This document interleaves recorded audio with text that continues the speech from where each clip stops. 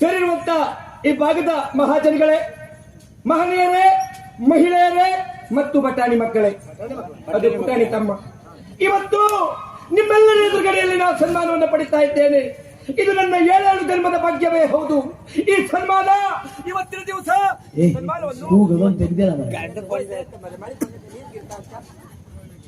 ಮತ್ತು ರಾಜ್ಯ ಪ್ರಶಸ್ತಿ, ಜಿಲ್ಲಾ ರಾಜ್ಯೋತ್ಸವ ಪ್ರಶಸ್ತಿ ವಂಚಿತನಾದ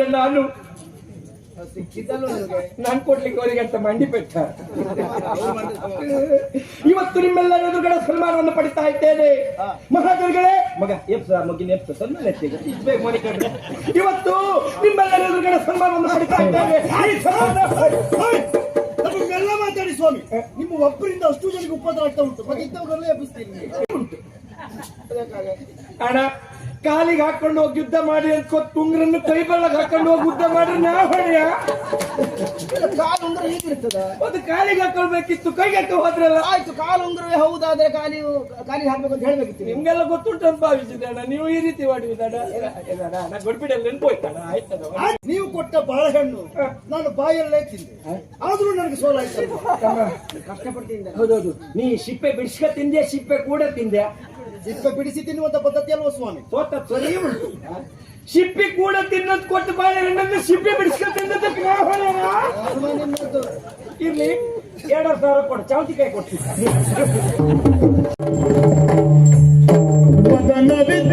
ತೆರದಿ ಹೊದನವೋ ತೆಂದೆನು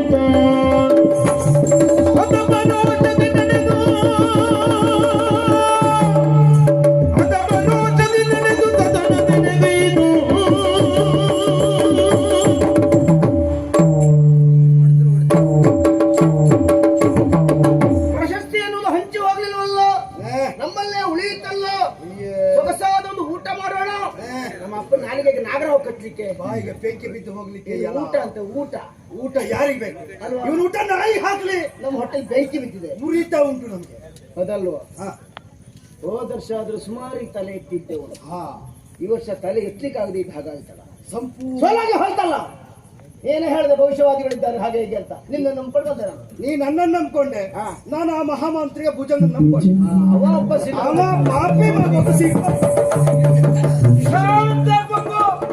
ಅಲ್ಲ, ನಾವು ಭುಜಂಗ್ ಕುಮಾರ್. ನಿಮ್ಮ ಮುಖದಲ್ಲಿರುವಂತಹ ಸಂತೋಷ ಗಮನಿಸಿದ್ರೆ ಕತ್ತಿ ಕಾಳಗದಲ್ಲಿ ನೀವು 100ಕ್ಕೆ 100 ಗೆದ್ದದ್ದೇ ಹೌದೆನ್ನುವುದಾಗಾಯ್ತು. ಹಾಗೆ ನಮ್ಮ ಆಮೆ, ನಿಮ್ಮ ಒಂದು ಆಮೆ ಉಂಟಲ್ಲ ತಮ್ಮ, ಹಾಗೆ ಬಾಳೆಹಣ್ಣು ಕೆಲಸ ಮಾಡ್ತಾವ. ಸ್ವಲ್ಪ ಹೊತ್ತು ಹೋಗಿ ಹೇಳ್ತೆ. ಇದು ನೀವು ನನ್ನನ್ನು ಮರೀಲಿಕ್ಕಿಲ್ಲ, ಅದಕ್ಕಾಗಿ ಉಳ್ಕೊಂಡು ಬಂದ. ಸನ್ಮಾನ ಮಾಡ್ತೀರಿ ಎನ್ನುವುದಾಗಿ ಹೇಳಿದ್ದೀರಿ. ಹೌದು, ಸುಳ್ಳಲ್ಲ. ಸನ್ಮಾನ ಯಾವತ್ತು ಅಲ್ಲ, ಇವತ್ತು. ಸೇರಿರುವಂತ ಸಾವಿರಾರು ಜನಗಳ ಮುಂದೆ ನಾನಿವತ್ತು ಸನ್ಮಾನ ಪಡಿತೇನೆ ಅಂತ ಆದ್ರೆ ಇದು ನನ್ನ 7 ಜನ್ಮದ ಪುಣ್ಯವೇ ಹೌದು. ದೇವರನ್ನ ನೀವು ಮಾಡಿದ್ದ, ನಿಮ್ಮ ಅಪ್ಪ ಮಾಡಿದ್ದ. ಹಾಗಾದ್ರೆ ನಾ ಸನ್ಮಾನ ತಕೊಳ್ಳುವ ಪೂರ್ವದಲ್ಲಿ 2 ಮಾತಾಡ್ಲಾ? ಸನ್ಮಾನಿತರ ಭಾಷಣ ಸನ್ಮಾನ ಆದ್ಮೇಲೆ, ಆಮೇಲೆ ಯಾರು ಇಲ್ಲಿನ ಕಸ್ಟಮರ್ 2 ಮಾತು. ಸೇರಿರುವಂತ ಈ ಭಾಗದ ಮಹಾಜನಗಳೇ, ಮಹನೀಯರೇ, ಮಹಿಳೆಯರೇ ಮತ್ತು ಬಟಾಣಿ ಮಕ್ಕಳೇ, ಅದು ಪುಟಾಣಿ ತಮ್ಮ, ಇವತ್ತು ನಿಮ್ಮೆಲ್ಲರ ಎದುರುಗಡೆಯಲ್ಲಿ ನಾವು ಸನ್ಮಾನವನ್ನು ಪಡಿತಾ ಇದ್ದೇನೆ. ಇದು ನನ್ನ 7 ಜನ್ಮದ ಭಾಗ್ಯವೇ ಹೌದು. ಈ ಸನ್ಮಾನ ಇವತ್ತಿನ ದಿವಸ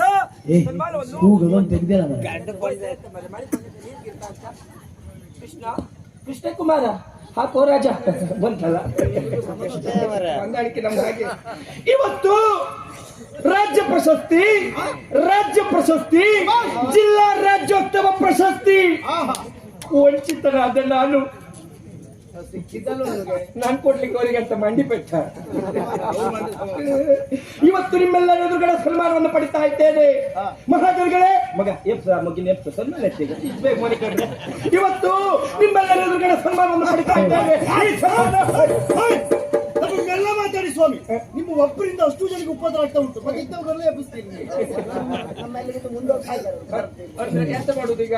ಮಂದವಾಗಿ ನಿಮ್ಮ ಯಥಾಸ್ಥಿತಿ ಮಕ್ಕಳಿಗೂ ಮಂದ್ರ ಧ್ವನಿಯಲ್ಲಿ ಮಾತಾಡುವ, ಯಾರಿಗೂ ರಗಳೆ ಆಗಿದ್ರು ಸರಿ. ಇವತ್ತು ನಿಮ್ಮೆಲ್ಲರ ಎದುರುಗಡೆ ದೇವೇಗೌಡರಲ್ಲ ಭುಜಂಗ್ ಕುಮಾರ್ ಸನ್ಮಾನವನ್ನ ಪಡಿತಾ ಇದ್ದೇನೆ. ಶರೀರ ಎಲ್ಲ ಮಹಾಜನ ಬಂಧುಗಳು ಜೋರಾದ ಚಪ್ಪಾಳೆ ಮುಖಾಂತರ ಪ್ರೋತ್ಸಾಹವನ್ನು ಕೊಡಬೇಕು. ಚಪ್ಪಾಳೆ ಮಾಡಿ, ಸನ್ಮಾನ ಮಾಡಿ, ಮಾಡಿ, ಮಾಡಿ,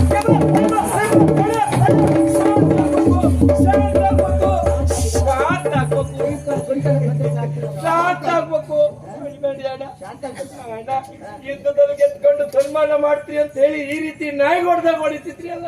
ನಾಯಿ ಹೊಡೆದ ನಾಯಿ ಈಗ ಇಲ್ಲ ಅಣ್ಣ, ಗೆದ್ದದ್ದಲ್ಲ, ನಾಯಿ ಅಲ್ಲ ಅಣ್ಣ. ಕರ್ಮವ. ಆಮೆ ಉಂಗ್ರ, ಆಮೆ ಉಂಗ್ರ ಗೆದ್ರಲ್ಲ. ಎಂತ ಗೆದ್ದದ್ದು? ಸೋತದ್ದು ನಾವು. ಹೋದರ್ಸ್ಕಿಂತ ಕಡೆ ಸರಿ ಉಂಟು, 100ಕ್ಕೆ 100 ನೀವು ಸೋತದ್ದು ಸರಿಯೇ ಉಂಟು ಅಣ್ಣ. ಕಾಲಿಗೆ ಹಾಕೊಂಡು ಹೋಗಿ ಯುದ್ಧ ಮಾಡಿ ಅಂತ ತುಂಗ್ರನ್ನು ಕೈ ಬಳ್ಳಕ್ಕೆ ಹಾಕೊಂಡು ಹೋಗಿ ಯುದ್ಧ ಮಾಡ್ರೆ ನಾ ಹೊಡೆಯ.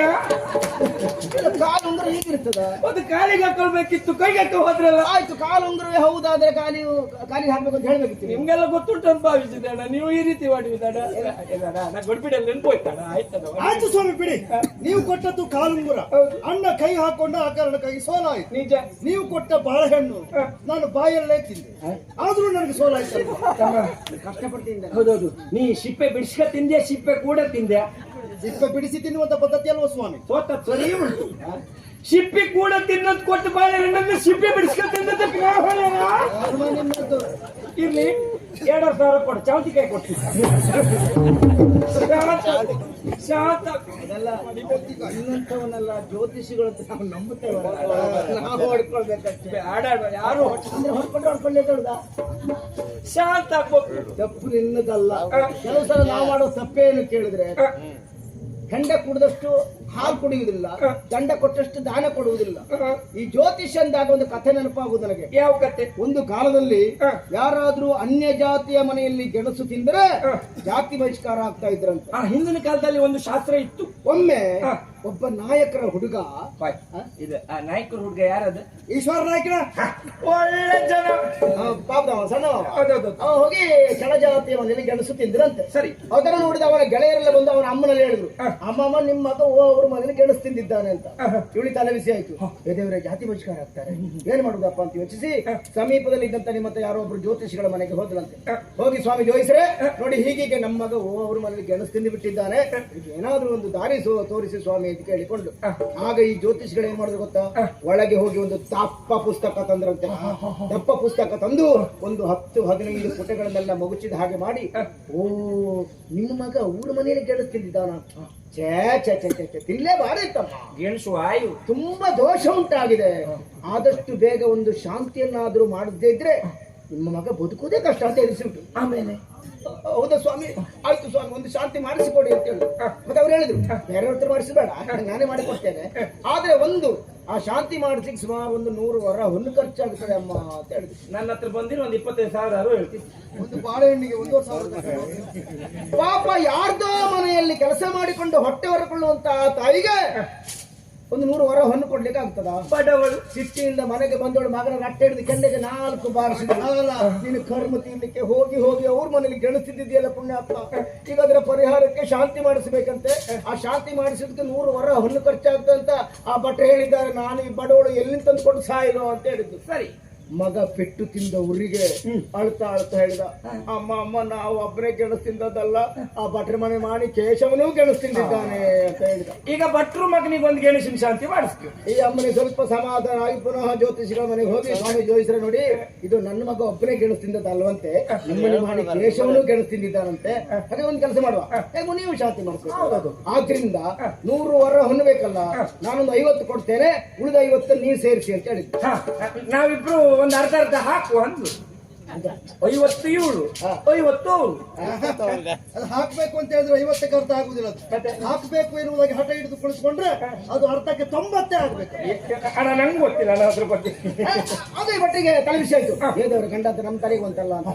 ಆದ್ರೂ ಬಟ್ಟೆ ಬುದ್ಧಿವಂತರು. ಮತ್ತೆ ಒಳಗಡೆ ಹೋಗಿ ಒಂದು ಸಣ್ಣ ಪುಸ್ತಕ ತಂದ್ರೆ, ನಂಗೊಂದು ಸಣ್ಣ ಅನುಮಾನ. ಇವ್ರ ಮಗನ್ ಬುಡಕ್ ಬರುವಾಗ ಸಣ್ಣ ಪುಸ್ತಕ, ಬಡವಳ ಮಗನ್ ಬುಡಕ್ ಬರುವಾಗ ತಪ್ಪದ ಪುಸ್ತಕ. ಸಣ್ಣ ಪುಸ್ತಕ ತಂದು 1-2 ಪುಟ ಮಗುಚಿದ ಹಾಗೆ ಮಾಡಿ, ಓ ನಮ್ಮನೆ ವಾಣಿ ಕೇಶವನು ಗೆಣಸು ತಿಂದಿದ್ದಾನ, ಹಾಗಿದ್ರೆ ಎಂತದ್ದು ಮಾಡುದು ಬೇಡಮ್ಮ. ಯಾಕಂದ್ರೆ ಶಾಸ್ತ್ರವಾಕ್ಯಲ್ಲಿ ಬರ್ಕೊಂಡುಂಟು, ಕೇಶವನ ಸಂಗಡ ತಿಂದರೆ ಲೇಸ ಮಾತ್ರ ದೋಷ ಇಲ್ಲ. ಈಗ ಭಟ್ರು ತಪ್ಪಿಸ್ಕೊಂಡ್ರು. ನಮ್ಮ ಕಾಲ್ ಬುಡಕ್ಕೆ ಏನಾದ್ರೂ ಅಪಾಯ ಬಂತ ಈ ರೀತಿ ಉಪಾಯ ಹೇಳುದಲ್ವಾ, ಕಾಲ್ಗಳಿಗೆ ಹಾಕುದು ಹಾಗೆ ಹೀಗೆ ಅಂತ ತಪ್ಪಿಸ್ಕೊಳ್ತಾ ಅಲ್ಲ, ಇದ್ದೀವಿ. ಬಡಿಬೇಡಿ. ಪೆಟ್ಟು ತಿಂದ ಮೇಲೆ ಸತ್ಯವನ್ನು ಹೇಳ್ತೇನೆ. ನಾನು ಈ ಪೂರ್ಣ ಎಲ್ಲ ತಿಳಿದಿರುವ ಜ್ಯೋತಿಷಿ ಅಲ್ಲ. ಜ್ಯೋತಿಷ್ಯ ಸುಳ್ಳಲ್ಲ. ಜ್ಯೋತಿಷ್ಯ ಎನ್ನುವುದು ಸತ್ಯ. ಜ್ಯೋತಿಷ್ಯ ಶಾಸ್ತ್ರವನ್ನು ಹೇಳುವವರು ಕೂಡ ಸತ್ಯ. ಅಭ್ಯಾಸ ಮಾಡೋದು ಎಷ್ಟು ವರ್ಷ ಕಲಿಬೇಕು. ಹೌದೌದು.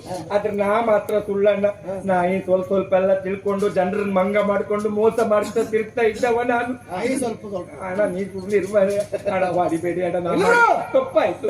ಮಹಾ ಬುದ್ಧಿವಂತರ ಅಂತ ನಮ್ಮನೆ ಮಂಗ ಮಾಡಿದ್ದೆ ಅಂತ ಆದ್ರೆ ನಿಮ್ ತಲೆಯೊಳಗೆ ಏನೋ ಸ್ವಲ್ಪ ಉಂಟು ಎನ್ನುವುದು ಗೊತ್ತಾಯ್ತು. ಆದ್ರಿಂದ ಇನ್ನು ಇದೆಲ್ಲ ಬೇಡ, ನಾನು ನಮ್ ಜೊತೆ ಆಯ್ತಣ್ಣ. ಇವತ್ತಿನಿಂದ ನಾನೊಬ್ಬ ಒಳ್ಳೆಯ ಮನುಷ್ಯನಾಗಿ ನಿಮ್ಮೊಟ್ಟಿಗಿರ್ತೇನೆ. ನಮ್ಮ ಜೊತೆಯಲ್ಲಿ ಇದ್ದವ್ರು ಯಾರು ಒಳ್ಳೆಯವರು ಬೇಡ.